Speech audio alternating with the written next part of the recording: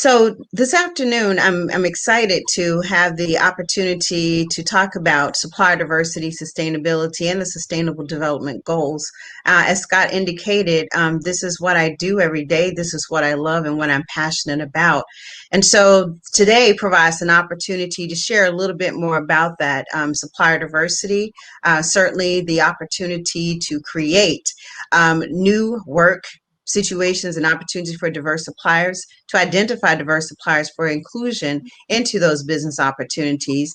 An additional lever of what I'm responsible for is looking in developing countries and exploring those opportunities for women-owned businesses, but equally important so that we do have the full integration of environmental social governance is making sure that there is a creation of education, training, and development that does provide some overall focus and awareness of environmental, social, and governance matters. And as important is certainly the collaboration and the overall partnership with other corporate leaders within our firm so that we can, in fact, be successful relative to City's corporate sustainability strategy. So today I'll spend an opportunity really giving just some guidance on the evolution of our overall initiatives, talking about integration and engagement, and then certainly be available for questions and answers. The key thing for us as it relates to supplier diversity is that supplier diversity is a strategic business imperative.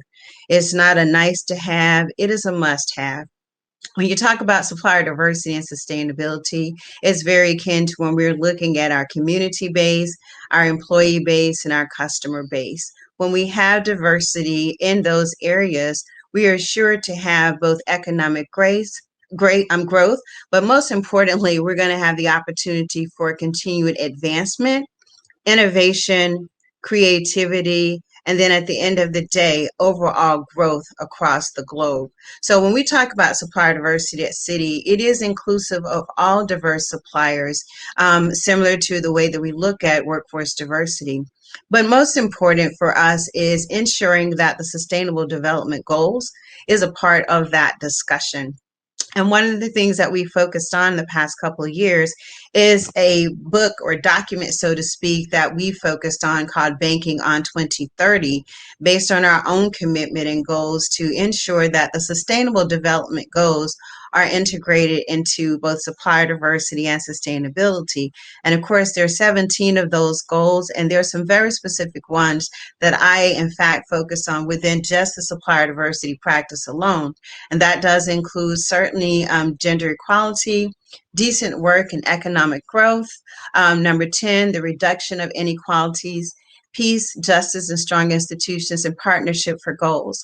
Now, that doesn't mean that we're not focused on all 17, because as a firm, obviously, we look at all the 17 goals. But what I try to illuminate is that in the supplier diversity space, those are some of the specific ones. And then certainly with respect to additional considerations that have come across in 2021, certainly net zero and the consideration there is certainly a part of that mission as well. When it comes to supplier diversity, to inclusion, to sustainability, quite frankly, it is not just a mission that is a part of one organization. It really has to be something that all of us are engaged in terms of the fight for diversity, equity, and inclusion. What does supplier diversity and supply chain sustainability mean? For us, when we're talking about supplier diversity and diverse suppliers, in the US, we're looking at minorities, women, the LGBTQE communities, small businesses, veterans, service disabled veterans. And when it comes to countries, we are taking a look at what is applicable to the country law and what the country law indicators are. As in the United States, where we are members of National Minority Supplier Development Council, National Gay Lesbian Chamber of Commerce, Women's Business Enterprise National Council. Similarly, in other countries, we are also members of We Connect International, MSD UK, as an example, Supply Nation, CAMC, Canadian Aboriginal Minority Supplier Development Council, and then the South African Supplier Development Council. And this is important for us because, again, it's a global program, and we look at our suppliers in the same way we looking at a global customer base and a global employee base. Is key to make sure that as we take a look at our footprint, that we're looking at where we're procuring goods and services, where are there opportunities, and in fact, certainly working with organizations that look at 51% ownership, operation, management, and control of business as a key lever to what they look for in certifying a business. When we track spend, and that's just one measurement that we look at tier one. What is that we city are doing to make opportunities for diverse suppliers? How are we working directly with those diverse suppliers? And then tier two, of course, is who are our prime suppliers and where are the opportunities for subcontracting? As it relates to sustainability, we're looking across the gamut. We're looking at sustainability holistically from an environmental social governance perspective, looking at it certainly with respect to environmental practices, climate change, looking at our net zero goals over the next, years or decade or so. But most importantly, also looking at things with respect to human rights and labor law considerations, and also the practices and policies that others have in practice that we do business with. Why supplier diversity? Well, you can take a look here. There are a number of different reasons, and certainly one of the things I shared earlier is innovation, obviously, because you have to look at diversity as an opportunity for innovation, for a difference of thought, and just for continuous growth and development. It cannot be a one size fits all situation where we're only looking at one kind of supplier any more than we're looking at one kind of employee. It has to be an inclusive conversation in terms of what kind of suppliers we're utilizing and how we are integrating the use of supplier diversity as a part of our consideration. So we look at certain demographic trends, we look at making sure there are diverse suppliers who are competitive and who are fit into the different categories that make up how we do business. We have very specific goals that we're focused on. And in fact, we do have a goal of reaching $1 billion in spend by 2023, and ideally at some point to become a part of what's known as the $1 billion roundtable, which means consistent tier one spend and growth with diverse suppliers. So that's one of our goals. But the other piece of that is as we think about strategic sourcing and tracking and evaluating diverse supplier spend, it is also about having the right kind of programming in place so that we're continuing to engage with the several organizations that I mentioned before, engaging with them, creating workshops to build capacity to ensure that even the smallest suppliers that we might work with, that we continue to grow them. And it may not always be a tier one opportunity, it may be a tier two opportunity, but the key thing is to continue that advancement. The other piece of what we do, again, back to sustainability, is in all of our training, is to integrate the conversation about the sustainable development goals and supply chain sustainability. Very important for all of our suppliers from 0 to $1 million, from 10 million to 50 million, from 50 million to $1 billion and over, to understand how important this is, not just to city, but to the global world and our economy. How do we grow our supplier base? By a number of ways. And certainly, as I mentioned, it is a global program, and we have footprint in all of these places with respect to champions that make up our team. So I have several direct reports, but we have champions in each of the regions to help us really focus on looking at a greater impact through globalization and also taking a look at sustainability proper. What is it that we're looking at from an inclusion perspective? Tier one growth, and again, as I mentioned, most important as a part of this process is not just tracking spend, but it is the outreach and the education that most often gets left out, but it has to occur as a part of our process. So certainly all of what we do is participating in forums, making sure there's strong business and sourcing engagement, and making sure diverse suppliers are included. But certainly as it relates to sustainability, we have what's called a corporate responsibility questionnaire. And that questionnaire is really used to identify where are our suppliers falling, and not just diverse suppliers, all suppliers, as it relates to, again, their environmental footprint, looking at modern slavery, implications and or considerations, and then certainly practices or policies. In 2020, there are a number of things that were happening in the US, and then certainly some of these things perhaps happen abroad in different countries as well. But one of the things we focused on, especially, was an action for racial equity. And so, as a part of that, supplier diversity was included in that conversation of what is it that we city will continue to be focused on as it relates to diversity and inclusion. And so a number of different initiatives continue to be advanced and put in place. Some of them specific to Black entrepreneurship, because that was where a lot of the challenges were in 2020.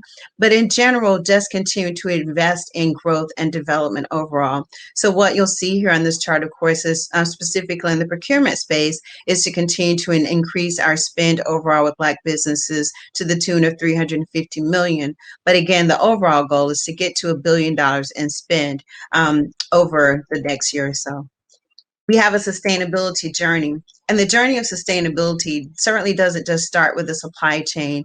It starts with a group of folks within the firm on the corporate sustainability and ESG side, the corporate realty services side, the environmental social risk management team, and then certainly many of my sourcing colleagues. This really gives you a journey that Citi has been on for some time now, more than 20 years, and the opportunity to continue to grow and to engage not only just locally, but globally, and with a number of amazing NGOs that we've been on this journey with, to continue not just our growth for the firm, but again, to make sure that in all we do, this same information is what I also have the opportunity to share and engage with regarding our diverse suppliers over the past couple of years. That's been incredible. Here's an example of commodities and categories. So when it comes to looking at diverse suppliers and looking at even sustainability and, where we take a look in particular with respect to environmental considerations, or even certainly in the midst of COVID-19 and everything that has happened over the past year, and looking at the economy, now it's not just where categories where we are creating our strategy year over year and looking at how much we're going to spend with diverse suppliers based on these categories, but it is where in these particular categories must we also look from a global implication perspective to be more in tune to potential modern slavery or human rights considerations, given that some of the challenges that were big in the US were equally big perhaps in other global places, and we had to take a look truly at the sustainable development goals and the targets and implications to consider. But most important, when it comes to our corporate responsibility questionnaire, truly looking at modern slavery implications, forced labor considerations, etc., when we're taking a look at SDGs number 8 and 10 in particular. How do we do it all? Again, I mentioned some of the folks that we work with across the firm, but really supplier diversity, sustainability, inclusion as it relates not to just the supplier diversity space, but inclusion relative to human resources and workforce diversity, or even as it relates to a global client base, requires integration as a true driver of success. So these are some of the actions that we continue to take. But here you look at this circle, is about integration. When we're looking at equality and diversity and citizenship, human rights, these are all the different components that we have to look at. Certainly there are some regulatory requirements that we have to also look at, but the key thing is about progress and how do we put in the right goals, that make sense for us, the right goals that are actionable and that long-term are sustainable. Additional considerations clearly that we have to think about. Again, when you talk about goals, you also have to have process, right? And so for us, it's making sure that we're engaged with our legal team, making sure we're engaged with third-party risk management, looking at credit risk, all of those things across the board as we do in all situations, tracking, monitoring, and then again, making sure sustainability is integrated into the fabric of our work. Success. What's needed? Because sometimes it seems so simple. People talk about supplier diversity or diversity and inclusion, and people talk about goals, but sometimes goals for them may just be metrics. It can't just be about metrics that involve numbers. It has to be about collaboration and engagement. And so for us, it again is a number of things, right? Sustainability and diversity, making sure people understand what they are and what they mean to us, Citi. Sourcing, how do we engage and choose suppliers? What are the opportunities that we're creating to include suppliers? Third-party risk management, How is it that we're leveraging our overall third-party risk management for all suppliers to ensure that those suppliers do model and do accept the governance and what we require in terms of engaging with city? And then controls and the governance process, making sure we have the right controls and governance in place to actually track and do measure what we say we're going to do. Value creation. Everything is about value creation, and it really is metrics, yes, but what is the culture one is trying to create? How do you build capacity? The rule of one is example is the thought process of making sure all diverse suppliers included in the process. The CRQ, our corporate responsibility questionnaire. I talked about building capacity. So when you're talking about sustainability, diversity, there's just so much intersection and integration here that's certainly very necessary.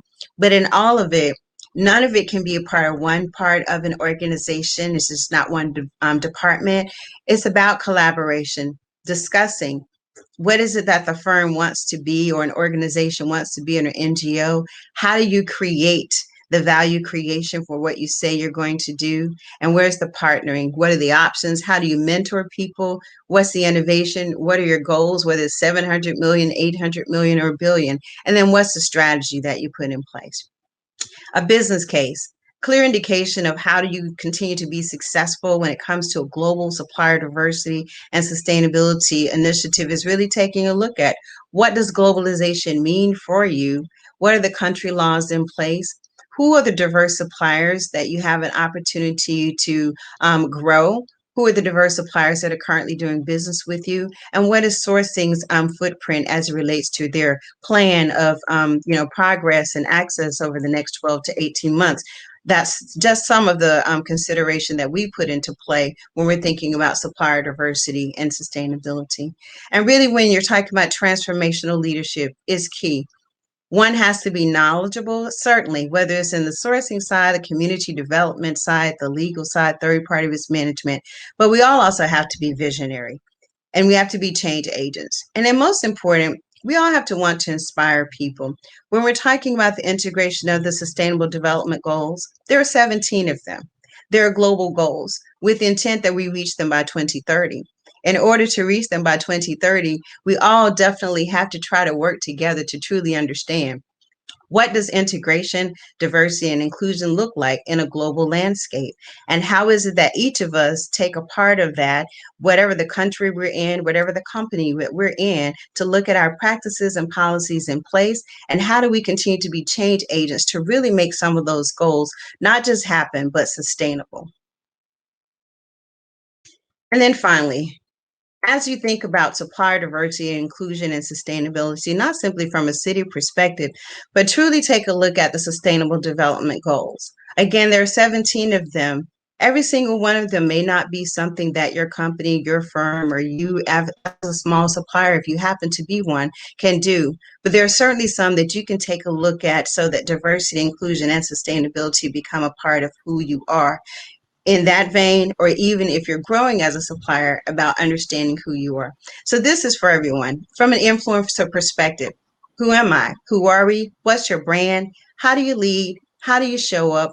What role do you play in influencing, transforming hearts and minds? And what level of engagement do you have? What's your commitment to supporting, understanding, embracing global inclusion and sustainability across the globe? It's a job for all of us, and it's something that all of us can do. So I encourage you to make today the start of a new journey as being an influencer for global supplier diversity, sustainability, and inclusion, and integrating those SDGs. Thank you. I look forward to any additional questions you might have. Wow, thank you, Javette. That was awesome, actually. A great session. You obviously packed loads of information into there. I'm sure we will have questions from the audience. Just to remind everybody as well that you can reach out and connect with Javette through the platform here as well. So if you do have any specific questions or any comments, then I'm sure Javette will be on hand to answer any questions that she can. But Javette, I made some notes as you were going through the presentation there. And at one stage, you did mention the dreaded COVID. Now, obviously, that's made the last 18 months a particularly challenging time. How do you think that has impacted the focus on supplier diversity? Yeah, that's a very, very good question, Scott. I was a little bit challenged initially myself last year because, of course, one, we were not able to see our suppliers as frequently as we would like, especially those in the supplier diversity space. I'm accustomed to going out, seeing suppliers and engaging suppliers. But the impact of COVID-19, actually, the ability to have electronic capabilities was amazing because using Zoom and getting accustomed to team and moving through the different security levers, it provided such a great opportunity to further highlight diverse suppliers. So where normally it may be only a few of us that could have shown up at a trade show in the past, this COVID-19 situation allowed for me to introduce more suppliers, to take a kind of like a new journey of making a decision like every month, starting to introduce diverse suppliers, starting to introduce them not just to sourcing, but to lines of business, to create workshops, and then also to introduce them to one another.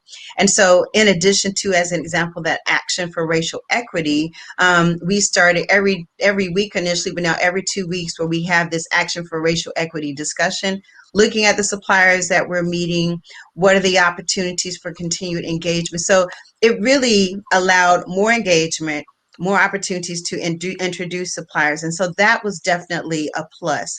I think the key challenge, of course, still is that opportunity to reach out and touch. So I do look forward to that. But what I can tell you is that our goals last year, we had a goal of getting to 700 million and ended up getting to 850 million. So that was surprising and wonderful at the same time. And so we're really just on the trajectory of still pushing it and making sure that we stay focused. Now, separately, as it relates to COVID, what we are just looking and trying to pay great attention to is the sustainability aspect of what the impact of COVID might have been in other global countries and with some of our smaller suppliers.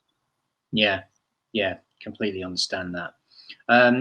Now, obviously, it's very difficult to monitor supplier diversity.